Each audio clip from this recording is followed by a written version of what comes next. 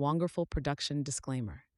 The spiritual, mental, and physical faculties bestowed upon us by our Creator are to be safeguarded under His guidance, as contained in His written word, the Holy Bible. As custodians of these gifts, we hold the liberty to accept or reject any teachings. However, the Scriptures within the Holy Bible is the final arbitrator in guiding our decisions to accept or reject any teachings. The stewardship of our faculties lies in our hands. It's your faculties, therefore it's your choice to accept or reject. Thank you. Book of Jasher, chapter 44. And the sons of Ishmael, who had bought Joseph from the Midianites, who had bought him from his brethren, went to Egypt with Joseph. And they came upon the borders of Egypt. And when they came near unto Egypt, they met 4 men of the sons of Midian, the son of Abraham, who had gone forth from the land of Egypt on their journey. And the Ishmaelites said unto them, Do you desire to purchase this slave from us? And they said, Deliver him over to us. And they delivered Joseph over to them, and they beheld him, that he was a very comely youth, and they purchased him for 20 shekels. And the Ishmaelites continued their journey to Egypt, and the Medinim also returned that day to Egypt. And the Medinim said to each other, Behold, we have heard that Potiphar, an officer of Pharaoh, captain of the guard, seeketh a good servant who shall stand before him to attend him, and to make him overseer over his house and all belonging to him. Now therefore come, let us sell him to him for what we may desire, if he be able to give unto us that which we shall require for him. And these Medinim went and came to the house of Potiphar, and said unto him, We have heard that thou seekest a good servant to attend thee. Behold, we have a servant that will please thee, if thou canst give unto us that which we may desire, and we will sell him unto thee. And Potiphar said, Bring him before me, and I will see him, and if he please me, I will give unto you that which you may require for him. And the Medinim went and brought Joseph, and placed him before Potiphar. And he saw him, and he pleased him exceedingly. And Potiphar said unto them, Tell me what you require for this youth. And they said, 400 pieces of silver we desire for him. And Potiphar said, I will give it you if you bring me the record of his sale to you, and will tell me his history, for perhaps he may be stolen.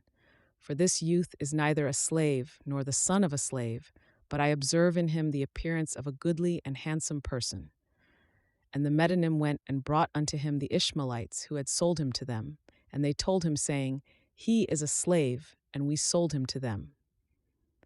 And Potiphar heard the words of the Ishmaelites in his giving the silver unto the Medinim, and the Medinim took the silver and went on their journey, and the Ishmaelites also returned home.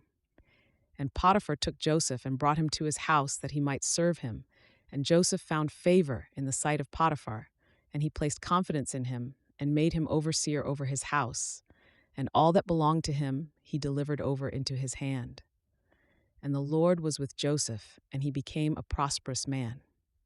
And the Lord blessed the house of Potiphar for the sake of Joseph. And Potiphar left all that he had in the hand of Joseph, and Joseph was one that caused things to come in and go out, and everything was regulated by his wish in the house of Potiphar. And Joseph was 18 years old, a youth with beautiful eyes and of comely appearance, and like unto him was not in the whole land of Egypt. At that time, whilst he was in his master's house, going in and out of the house and attending his master, Zelicah, his master's wife, lifted up her eyes toward Joseph, and she looked at him. And behold, he was a youth comely and well-favored. And she coveted his beauty in her heart, and her soul was fixed upon Joseph. And she enticed him day after day, and Zelicah persuaded Joseph daily, but Joseph did not lift up his eyes to behold his master's wife. And Zelicah said unto him, How goodly are thy appearance and form! Truly I have looked at all the slaves, and have not seen so beautiful a slave as thou art. And Joseph said unto her, Surely he who created me in my mother's womb created all mankind. And she said unto him, How beautiful are thine eyes, with which thou hast dazzled all the inhabitants of Egypt, men and women. And he said unto her, How beautiful they are whilst we are alive, but shouldst thou behold them in the grave, surely thou wouldst move away from them. And she said unto him, How beautiful and pleasing are all thy words. Take now, I pray thee, the harp which is in the house, and play with thy hands, and let us hear thy words. And he said unto her, How beautiful and pleasing are my words when I speak the praise of my God and his glory. And she said unto him, How very beautiful is the hair of thy head. Behold the golden comb which is in the house. Take it, I pray thee, and curl the hair of thy head. And he said unto her, How long wilt thou speak these words? Cease to utter these words to me, and rise and attend to thy domestic affairs. And she said unto him, There is no one in my house, and there is nothing to attend to but to thy words and to thy wish. Yet notwithstanding all this, she could not bring Joseph unto her. Neither did he place his eye upon her, but directed his eyes below to the ground. And Zelicah desired Joseph in her heart, that he should lie with her. And at the time that Joseph was sitting in the house doing his work, Zelicah came and sat before him, and she enticed him daily with her discourse to lie with her, or ever to look at her. But Joseph would not hearken to her. And she said unto him, If thou wilt not do according to my words, I will chastise thee with the punishment of death, and put an iron yoke upon thee. And Joseph said unto her, Surely God, who created man, looseth the fetters of prisoners, and it is he who will deliver me from thy prison and from thy judgment. And when she could not prevail over him, to persuade him, and her soul being still fixed upon him, her desire threw her into a grievous sickness. And all the women of Egypt came to visit her, and they said unto her, Why art thou in this declining state, thou that lackest nothing? Surely thy husband is a great and esteemed prince in the sight of the king. Shouldst thou lack anything of what thy heart desireth? And Zelicah answered them, saying, This day it shall be made known to you, whence this disorder springs, in which you see me. And she commanded her maidservants to prepare food for all the women, and she made a banquet for them. And all the women ate in the house of Zelicah. And she gave them knives to peel the citrons to eat them. And she commanded that they should dress Joseph in costly garments, and that he should appear before them. And Joseph came before their eyes, and all the women looked on Joseph, and could not take their eyes from off him. And they all cut their hands with the knives that they had in their hands, and all the citrons that were in their hands were filled with blood. And they knew not what they had done, but they continued to look at the beauty of Joseph, and did not turn their eyelids from him. And Zelicah saw what they had done, and she said unto them, What is this work that you have done? Behold, I gave you citrons to eat, and you have all cut your hands. And all the women saw their hands, and behold, they were full of blood, and their blood flowed down upon their garments. And they said unto her, This slave in your house has overcome us, and we could not turn our eyelids from him on account of his beauty. And she said unto them, Surely this happened to you in the moment that you looked at him, and you could not contain yourselves from him. How then can I refrain when he is constantly in my house, and I see him day after day going in and out of my house? How then can I keep from declining or even from perishing on account of this? And they said unto her, The words are true. For who can see this beautiful form in the house and refrain from him? And is he not thy slave and attendant in thy house? And why dost thou not tell him that which is in thy heart, and sufferest thy soul to perish through this matter?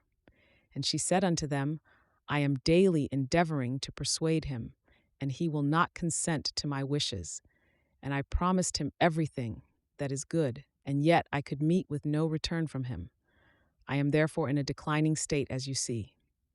And Zelicah became very ill on account of her desire toward Joseph, and she was desperately lovesick on account of him. And all the people of the house of Zelicah and her husband knew nothing of this matter, that Zelicah was ill on account of her love to Joseph.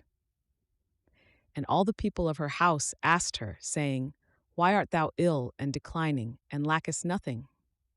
And she said unto them, I know not this thing which is daily increasing upon me. And all the women and her friends came daily to see her, and they spoke with her. And she said unto them, This can only be through the love of Joseph. And they said unto her, Entice him and seize him secretly.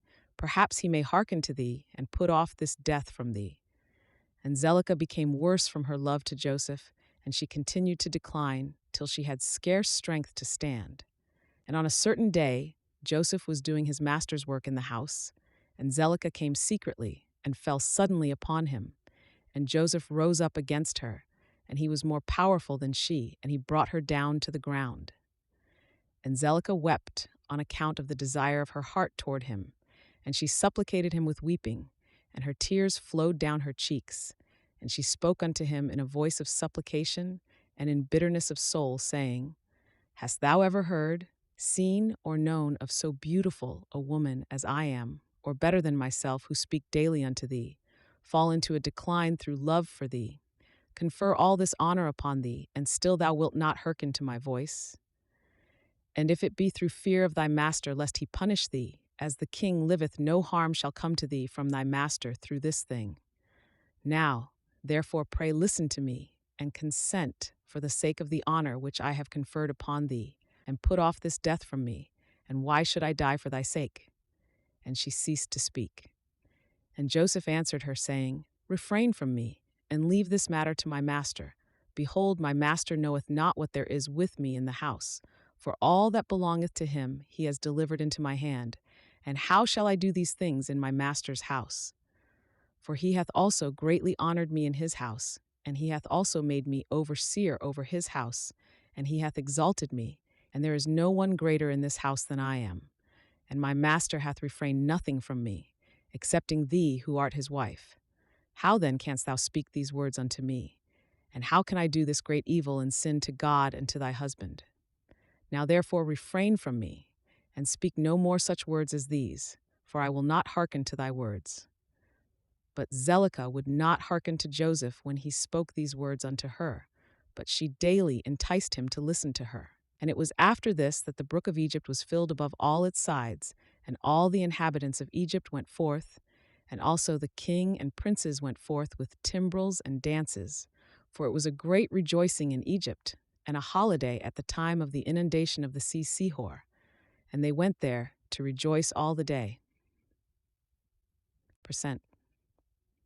And when the Egyptians went out to the river to rejoice, as was their custom, all the people of the house of Potiphar went with them. But Zelicah would not go with them, for she said, I am indisposed, and she remained alone in the house, and no other person was with her in the house. And she rose up and ascended to her temple in the house, and dressed herself in princely garments, and she placed upon her head precious stones of onyx stones, inlaid with silver and gold, and she beautified her face and skin with all sorts of women's purifying liquids. And she perfumed the temple and the house with cassia and frankincense. And she spread myrrh and aloes. And she afterward sat in the entrance of the temple, in the passage of the house through which Joseph passed to do his work. And behold, Joseph came from the field and entered the house to do his master's work. And he came to the place through which he had to pass, and he saw all the work of Zelicah, and he turned back. And Zelicah saw Joseph turning back from her, and she called out to him, saying, What aileth thee, Joseph? Come to thy work, and behold, I will make room for thee until thou shalt have passed to thy seat. And Joseph returned and came to the house, and passed from thence to the place of his seat. And he sat down to do his master's work as usual. And behold, Zelicah came to him, and stood before him in princely garments. And the scent from her clothes was spread to a distance. And she hastened, and caught hold of Joseph and his garments. And she said unto him, As the king liveth, if thou wilt not perform my request, thou shalt die this day. And she hastened, and stretched forth her other hand, and drew a sword from beneath her garments. And she placed it upon Joseph's neck, and she said, Rise, and perform my request, and if not, thou diest this day. 12 cents. And Joseph was afraid of her at her doing this thing, and he rose up to flee from her. And she seized the front of his garments, and in the terror of his flight, the garment which Zelicah seized was torn. And Joseph left the garment in the hand of Zelicah, and he fled and got out, for he was in fear. And when Zelicah saw that Joseph's garment was torn, and that he had left it in her hand and had fled, she was afraid of her life, lest the report should spread concerning her. And she rose up and acted with cunning, and put off the garments in which she was dressed, and she put on her other garments. And she took Joseph's garment, and she laid it beside her, And she went and seated herself in the place where she had sat in her illness, before the people of her house had gone out to the river. And she called a young lad who was then in the house, and she ordered him to call the people of the house to her. And when she saw them, she said unto them with a loud voice and lamentation, See what a Hebrew your master has brought to me in the house, for he came this day to lie with me.